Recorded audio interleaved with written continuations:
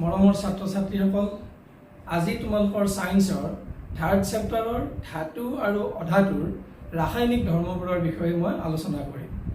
ৰাসায়নিক ধৰ্মবোৰ সদায় কিছুমান বিক্ৰিয়াৰ সৈতে জড়িত হৈ থাকে। অৰ্থাৎ ধাতু আৰু অধাতুৰ ৰাসায়নিক ধৰ্ম মানে হ'ব ধাতু আৰু অধাতুৱে কি পদাৰ্থৰ সৈতে বিক্ৰিয়া কৰে, বিক্ৰিয়াৰ ফলত কি উৎপন্ন হয়, এই সম্পৰ্কীয় বিষয়বস্তুখিনিয়ে হ'ল ধাতু আৰু অধাতুৰ ৰাসায়নিক ধৰ্ম। এতিয়া প্ৰথমতে মই ধাতুৰ ৰাসায়নিক ধৰ্মৰ বিষয়ে ক'ম আৰু ধাতুৱে কি পদাৰ্থৰ সৈতে বিক্ৰিয়া কৰিব পাৰে আৰু বিক্ৰিয়াৰ ফলত কি উৎপন্ন হ'ব পাৰে আমি আলোচনা কৰিম। এতিয়া ধাতুৱে কি পদাৰ্থৰ সৈতে বিক্ৰিয়া কৰে মই লিখি দিছোঁ, তোমালোকে চোৱা।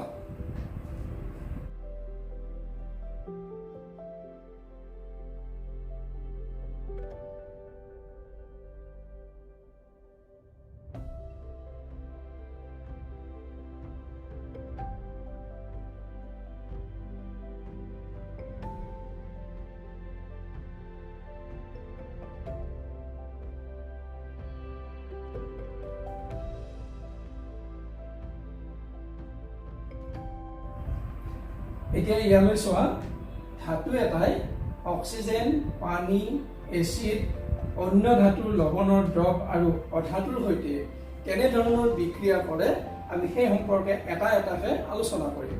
প্ৰথমতে মই ধাতু আৰু অক্সিজেনৰ বিক্ৰিয়ালৈ আহিছোঁ। ধাতু এটা যেতিয়া বায়ুত দহন কৰা হয় তেতিয়া ধাতুবিধৰ অক্সাইড যৌগ উৎপন্ন হয়। দহন মানে হ'ল বস্তু এটা জ্বলাই দিয়া বা জ্বলি যোৱা। গতিকে যিহেতু দহন বিক্ৰিয়াত অক্সিজেনে ভাগ লয়, সেইকাৰণে অক্সিজেনৰ সৈতে হোৱা বিক্ৰিয়াবিলাকক দহন বিক্ৰিয়া বুলিও কোৱা হয়। এতিয়া ধাতুৱে অক্সিজেনৰ সৈতে কেতিয়া বিক্ৰিয়া কৰিব? ধাতু এটাক আমি যদি মুকলি বায়ুৰ উপস্থিতিত যদি তাপ প্ৰয়োগ কৰোঁ তেতিয়া সেই ধাতুবিধ জ্বলিব বা দহন ঘটিব আৰু তাৰ পৰা অক্সাইড যৌগ উৎপন্ন হয়। যিকোনো ধাতুৰ দহনত সদায় ধাতুবিধৰ অক্সাইড যৌগই উৎপন্ন হ'ব। তেনেকৈ কেইটামান আমি উদাহৰণ ল'ব পাৰোঁ। উদাহৰণ কেইটা চোৱা।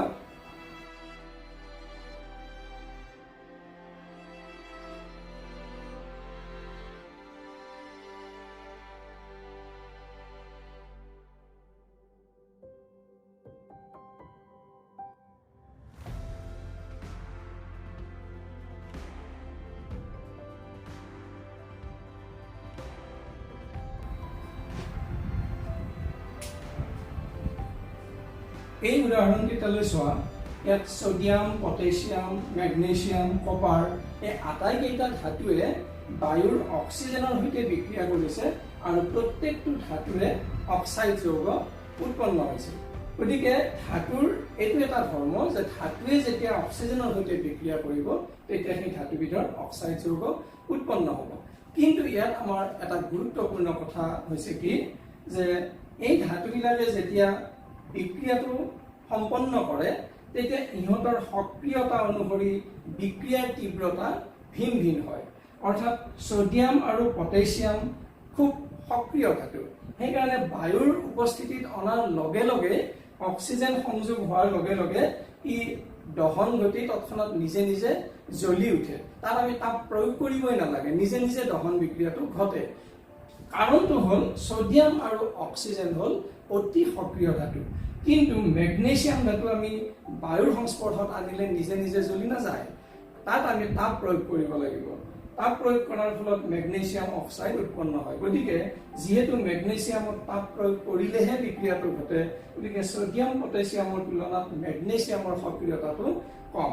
কপাৰ ধাতুক যদি আমি অক্সিজেনৰ সৈতে বিক্ৰিয়া কৰাব লাগে তেনেহ'লে অতি তীব্ৰভাৱে উত্তপ্ত কৰিব লাগিব আৰু অলপ দীঘলীয়াকৈ উত্তপ্ত কৰিব লাগিব, তেতিয়াহে কপাৰ অক্সাইডটো পোৱা যাব। গতিকে এই বিক্ৰিয়াবিলাকত ধাতুবিলাকে সদায় নিজৰ নিজৰ সক্ৰিয়তাটো প্ৰদৰ্শন কৰে।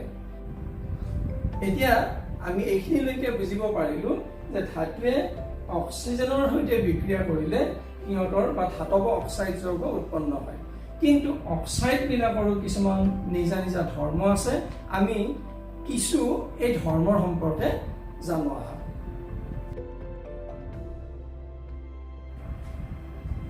ধাতৱ সকলো অক্সাইডৰে ধৰ্ম হ'ল ক্ষাৰকীয়। এই কথাটো আমি আগতেও পাইছোঁ যে ধাতৱ অক্সাইডবিলাকৰ ধৰ্ম হ'ল ক্ষাৰকীয়। তাৰ ভিতৰত কিন্তু কিছুমান ধাতুৰ অক্সাইড যেনে সোডিয়াম অক্সাইড,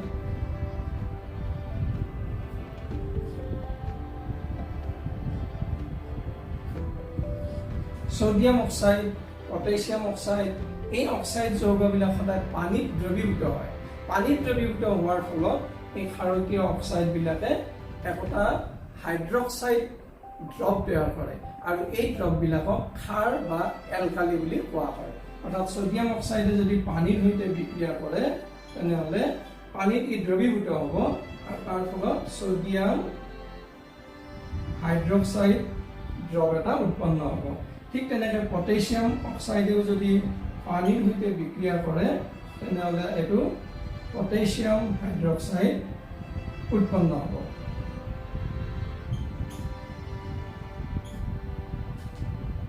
এই হাইড্ৰক্সাইড ড্ৰপবিলাকক ক্ষাৰ বা এলকালি বুলি কোৱা হয়। অৰ্থাৎ এলকালি কোনবোৰ হ'ব যে পানীত দ্ৰৱণীয় ধাতৱ অক্সাইডবোৰে পানীৰ সৈতে বিক্ৰিয়া কৰি যি হাইড্ৰক্সাইড ড্ৰপ উৎপন্ন কৰে সেইবিলাককে ক্ষাৰ বা এলকালি বুলি কোৱা হয়। কিন্তু কিছুমান অক্সাইড যৌগ পানীত দ্ৰৱীভূত নহয়, যাৰ ফলত সেই ধাতৱ অক্সাইডবিলাকে ক্ষাৰ উৎপন্ন কৰিব নোৱাৰে। এতিয়া চোৱা, যদিও আমি পালো যে সকলোবিলাক ধাতৱ অক্সাইডে ক্ষাৰকীয় ধৰ্ম দেখুৱায়, তাৰ মাজতো কিন্তু দুই একোটা ধাতৱ অক্সাইড আছে যিয়ে কিছুমান বিক্ৰিয়াত ক্ষাৰকৰ দৰে আৰু অন্য কিছুমান বিক্ৰিয়াত এচিডৰ দৰে ধৰ্ম দেখুৱায়। এনেকুৱা অক্সাইডবিলাকক উভধৰ্মী অক্সাইড বা ইংৰাজীত কয় এম্ফটেৰিক অক্সাইড। তেনেকুৱা দুটা অক্সাইডৰ উদাহৰণ হ'ল এলুমিনিয়াম অক্সাইড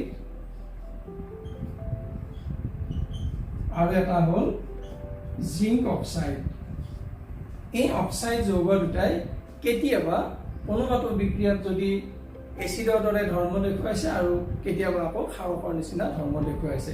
এই বিক্ৰিয়া দুটা মই দেখাবৰ কাৰণে এটা বিক্ৰিয়াৰ কথা উল্লেখ কৰিছোঁ, সেইটো হ'ল যেতিয়া আমি আগতে পাই আহিছোঁ যে ক্ষাৰক আৰু এচিড এই দুটাৰ মাজত যদি বিক্ৰিয়া ঘটে তেনেহ'লে সদায় লৱণ আৰু পানী উৎপন্ন হয়। অৰ্থাৎ বিক্ৰিয়াটো এনেকুৱা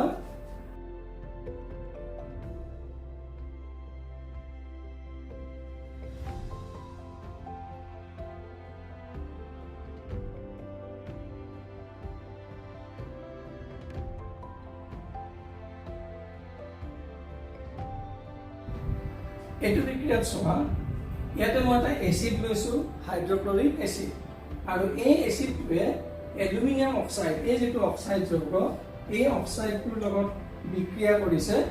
বিক্ৰিয়া কৰি এটা লৱণ এলুমিনিয়াম ক্লৰাইড আৰু পানী উৎপন্ন কৰিছে। গতিকে যিহেতু এচিড আৰু ক্ষাৰকৰ বিক্ৰিয়াতহে লৱণ আৰু পানী উৎপন্ন হয় আৰু ইয়াতে লৱণ আৰু পানী উৎপন্ন হৈছে, গতিকে এই যিটো এলুমিনিয়াম অক্সাইড এইটো এটা ক্ষাৰকৰ নিচিনা ধৰ্ম দেখুৱাইছে। এইটো এটা ধাতৱ অক্সাইড, ক্ষাৰকৰ নিচিনা ধৰ্ম দেখুৱাইছে। কিন্তু এবাৰ অন্য এটা বিক্ৰিয়ালৈ যদি আহোঁ তেনেহ'লে চোৱা,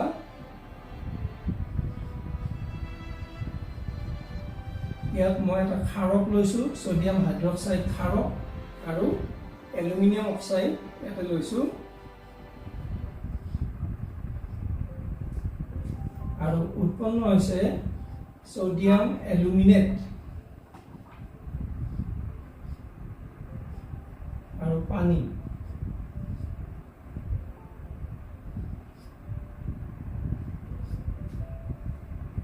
এইটো ক্ষাৰক, সোডিয়াম হাইড্ৰক্সাইড যৌগবিলাক ক্ষাৰক হয়। এই ক্ষাৰকটোৱে এলুমিনিয়াম অক্সাইডৰ সৈতে বিক্ৰিয়া কৰিছে আৰু উৎপন্ন হৈছে এটা লৱণ সোডিয়াম এলুমিনেট আৰু পানী। লৱণ আৰু পানী যদি উৎপন্ন হৈছে তেনেহ'লে ক্ষাৰকৰ সৈতে এটা এচিডে বিক্ৰিয়া কৰিব লাগিব। ক্ষাৰকৰ লগত এচিডৰ বিক্ৰিয়া হ'লেহে লৱণ আৰু পানী উৎপন্ন হয়। গতিকে এইবাৰ এই এলুমিনিয়াম অক্সাইডটোৱে কিন্তু এটা এচিডৰ নিচিনা ধৰ্ম দেখুৱাইছে। একেটা এলুমিনিয়াম অক্সাইডে এচিডৰ লগত এটা ক্ষাৰকৰ নিচিনা ধৰ্ম দেখুৱাইছে আৰু এটা ক্ষাৰকৰ সৈতে এটা এচিডৰ নিচিনা ধৰ্ম দেখুৱাইছে। সেইকাৰণে এলুমিনিয়াম অক্সাইডক আমি উভধৰ্মী অক্সাইড বুলি কওঁ। ঠিক তেনেকৈ জিংক অক্সাইডেও ক্ষাৰক আৰু এচিড এই দুইটাৰে ধৰ্ম দেখুৱাব পাৰে। এতিয়া মই ধাতুৰ দ্বিতীয় ৰাসায়নিক ধৰ্মটো লৈ আহিছোঁ আৰু দ্বিতীয় ধৰ্মটো হ'ল কি ধাতুৱে পানীৰ সৈতে কেনেদৰে বিক্ৰিয়া কৰে। ধাতু এটাই পানীৰ সৈতে বিক্ৰিয়া কৰিলে ধাতৱ অক্সাইড আৰু হাইড্ৰজেন গেছ উৎপন্ন হয়। এইটো চোৱা,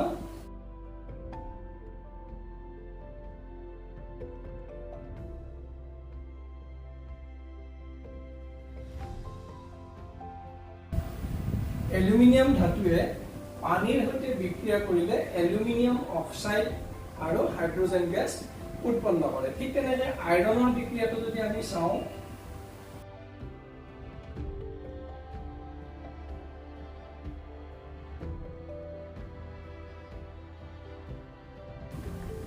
আইৰণ ধাতুৱে পানীৰ সৈতে বিক্ৰিয়া কৰিলে আইৰণ অক্সাইড আৰু হাইড্ৰজেন গেছ উৎপন্ন হয়। গতিকে ধাতুৰ যিটো দ্বিতীয় ৰাসায়নিক ধৰ্ম সেইটো আছিল আমাৰ পানীৰ সৈতে বিক্ৰিয়া। ধাতু এটাই পানীৰ সৈতে বিক্ৰিয়া কৰিলে ধাতুবিধৰ অক্সাইড যৌগ আৰু হাইড্ৰজেন গেছ উৎপন্ন হয়। এইখিনিলৈকে আমি জানিলো, কিন্তু মই দুটা অন্য বিক্ৰিয়া লৈ আহিছো। এইটো চোৱা,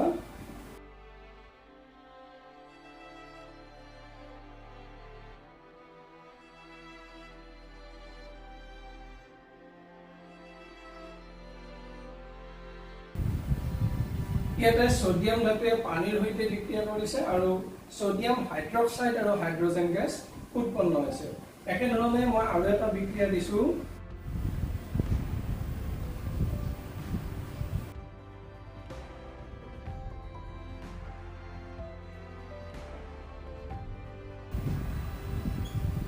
ইয়াতে পটাছিয়াম ধাতুৱে পানীৰ সৈতে বিক্ৰিয়া কৰি পটাছিয়াম হাইড্ৰক্সাইড আৰু হাইড্ৰজেন গেছ উৎপন্ন কৰিছে।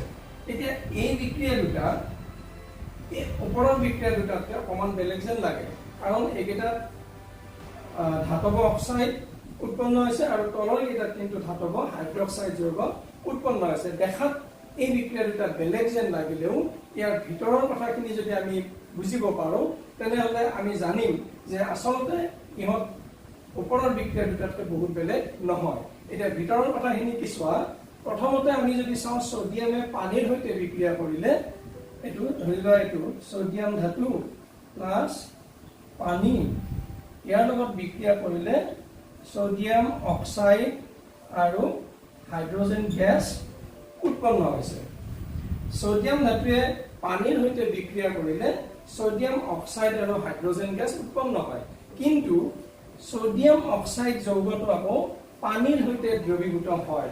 গতিকে ইতিমধ্যে আমাৰ এই বিক্ৰিয়াটোত বিক্ৰিয়া হিচাপে পানী আছে, গতিকে উৎপন্ন হোৱা এই যৌগটোৰ লগে লগে পানীৰ লগত দ্ৰৱীভূত হৈ সোডিয়াম হাইড্ৰক্সাইড উৎপন্ন কৰে, এনে এই যৌগটো উৎপন্ন কৰে। গতিকে ফাইনেলি আমি এই বিক্ৰিয়াটোৰ বিক্ৰিয়াজাত পদাৰ্থ হিচাপে সোডিয়াম আৰু পানীৰ বিক্ৰিয়াত সোডিয়াম হাইড্ৰক্সাইড আৰু হাইড্ৰজেন গেছ পাম। একেধৰণে পটাছিয়ামৰ বিক্ৰিয়া বা কেলছিয়াম ধাতুৰ সৈতে পানীৰ বিক্ৰিয়া এইবিলাকো একেই হয়, হাইড্ৰক্সাইড যৌগ উৎপন্ন হ'ব। এই বিক্ৰিয়া আটাইকেইটাতে ধাতুবিলাকৰ নিজৰ সক্ৰিয়তা প্ৰদৰ্শন কৰে। সোডিয়াম আৰু পটাছিয়াম অতি সক্ৰিয় ধাতু, সেইকাৰণে সোডিয়াম ধাতুক যদি পানীৰ সংযোগত অনা হয় ই তীব্ৰভাৱে বিক্ৰিয়া কৰি সোডিয়াম হাইড্ৰক্সাইড আৰু হাইড্ৰজেন গেছ উৎপন্ন কৰিব, আৰু লগত এই বিক্ৰিয়াটো হ'ল তাপোৎপাদী বিক্ৰিয়া, অৰ্থাৎ যথেষ্ট তাপ উৎপন্ন হয়। আৰু যিহেতু হাইড্ৰজেন দাহ্য গেছ, এই তাপৰ ফলত হাইড্ৰজেনটো জ্বলি উঠে। গতিকে সোডিয়াম ধাতুত পানী ঢালি দিলে জুই জ্বলা দেখা যায়। আমি সাধাৰণতে পানীৰে কি কৰোঁ, পানীৰে জুই লাগিলে জুই নুমাওঁ, কিন্তু সোডিয়াম পটাছিয়াম ধাতুত কেতিয়াও আমি পানী লগাব নোৱাৰোঁ। পানী লগালে এই বিক্ৰিয়াটো ঘটি যথেষ্ট তাপ উৎপন্ন হ'ব আৰু উৎপন্ন হোৱা হাইড্ৰজেনটো দপদপকে জ্বলি উঠিব। অৰ্থাৎ সোডিয়াম ধাতুত পানী ঢালিলে কিন্তু জুইহে লাগে। ঠিক তেনেদৰে এলুমিনিয়াম, আইৰণ এইবিলাক কম সক্ৰিয় ধাতু, গতিকে ইয়াত জুই নালাগে আৰু বিক্ৰিয়াবোৰৰ তীব্ৰতাও কিছু কম হয়। কেলছিয়াম ধাতুটো পানীৰ সৈতে যেতিয়া বিক্ৰিয়া কৰিব লাগে সেইটো ইমান তীব্ৰভাৱে নঘটে আৰু হাইড্ৰজেন জুই লগাকে তাত তাপ উৎপন্নও নহয়। গতিকে এইখিনি হ'ল ধাতুৰ দ্বিতীয় ৰাসায়নিক ধৰ্মটো, অৰ্থাৎ ধাতুৱে কেনেদৰে পানীৰ সৈতে বিক্ৰিয়া কৰে সেইখিনি। এতিয়া ধাতুৰ তৃতীয়টো ৰাসায়নিক ধৰ্ম হ'ল ধাতুৱে এচিডৰ সৈতে কেনেদৰে বিক্ৰিয়া কৰে। ধাতুৱে এচিডৰ সৈতে কৰা বিক্ৰিয়াৰ এটা সাধাৰণ সমীকৰণ আছে, সেইটো হ'ল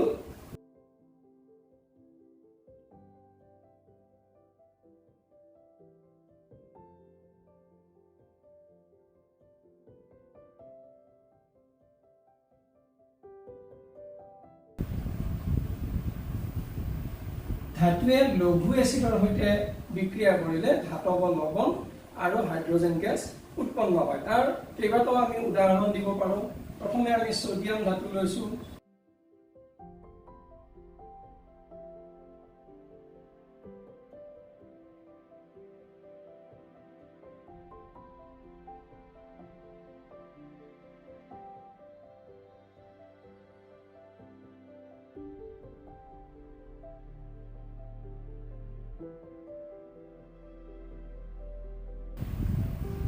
এই দুটা বিক্ৰিয়া সোডিয়াম ধাতুৱে হাইড্ৰক্লৰিক এচিডৰ সৈতে বিক্ৰিয়া কৰিছে, সোডিয়াম ক্লৰাইড আৰু হাইড্ৰজেন গেছ উৎপন্ন হৈছে।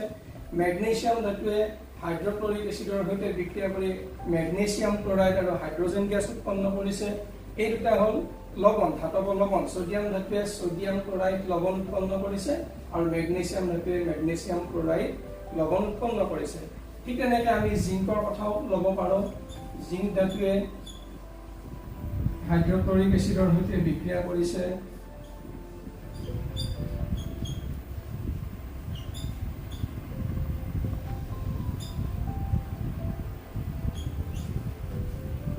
জিংক ক্লৰাইড এটা লৱণ আৰু হাইড্ৰজেন গেছ উৎপন্ন কৰিছে। এই বিক্ৰিয়াকেইটা ধাতুৱে হাইড্ৰক্লৰিক এচিডৰ সৈতে বিক্ৰিয়া কৰি ক্লৰাইড লৱণ আৰু হাইড্ৰজেন গেছ উৎপন্ন কৰিছে। ইয়াৰ সলনি আমি যদি সালফিউৰিক এচিড লওঁ হাইড্ৰক্লৰিক এচিডৰ সলনি, তথাপিও বিক্ৰিয়াটো ঘটিব। যেনে মই জিংকৰ বিক্ৰিয়াটো লৈছোঁ। এই বিক্ৰিয়াটোত জিংক ধাতুৱে সালফিউৰিক এচিডৰ সৈতে বিক্ৰিয়া কৰিছে। এইটো হ'ল সালফিউৰিক এচিড। বিক্ৰিয়া কৰিলে ইয়াত জিংক সালফেট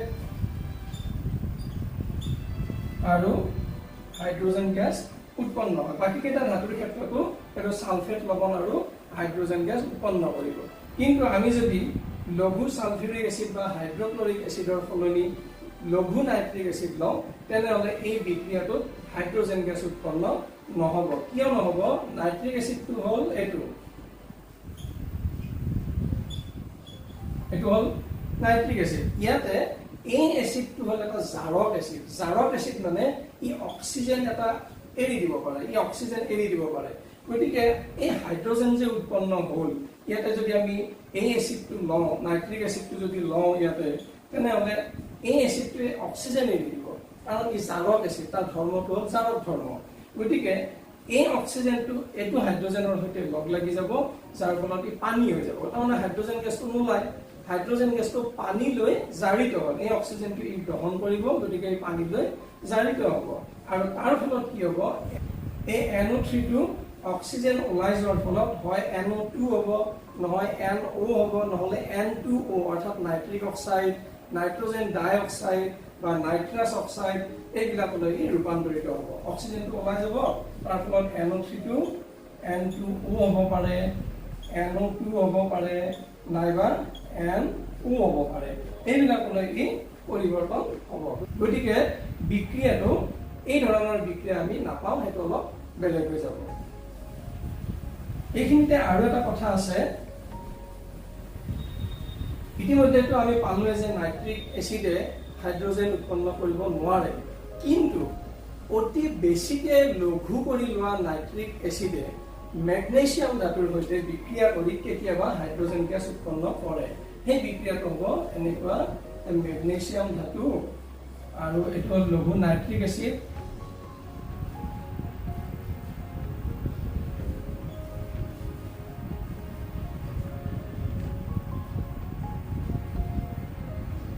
মেগনেছিয়াম নাইট্ৰেট উৎপন্ন হ'ব আৰু লগত হাইড্ৰজেন গেছ উৎপন্ন হ'ব। এই বিক্ৰিয়াটো অতি লঘু নাইট্ৰিক এচিডৰ সৈতে কেতিয়াবা ঘটিব পাৰে আৰু তাৰ ফলত আমি হাইড্ৰজেন গেছো পাম। এইখিনিয়ে হ'ল ধাতু এটাই লঘু এচিডৰ সৈতে কেনেদৰে বিক্ৰিয়া কৰে সেই সম্পৰ্কীয় বিক্ৰিয়াখিনি। ধাতুৰ ৰাসায়নিক ধৰ্মবোৰৰ প্ৰথম খণ্ডটো মই ইমানতে শেষ কৰিছোঁ। দ্বিতীয় খণ্ডটোত বাকী ধৰ্মবিলাক লৈ মই পুনৰ তোমালোকৰ মাজলৈ আহিম। ধন্যবাদ।